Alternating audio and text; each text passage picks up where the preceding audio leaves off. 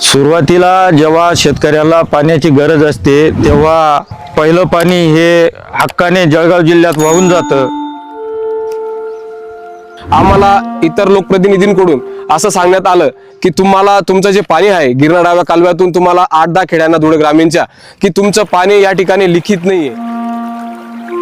3 आवर्तन पाणी जरी येता नाही तर हा माळमाथा भाग होता।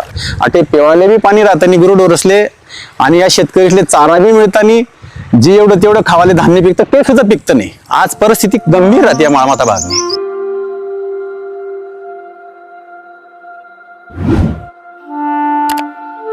आम्हाला पाण्याची टंचाई भासत होती, म्हणून आम्ही सर्व गावातील चांद्या गावातील ग्रामस्थ आम्ही बाबांजवळ गेलो। बाबांजवळ गेले असता बाबांना आम्ही तो सर्व गावातील नागरिकांनी शेतकऱ्यांनी आम्ही तो विषय सांगितला की बाबा आमच्या गावाला पाणी सुटत नाहीये।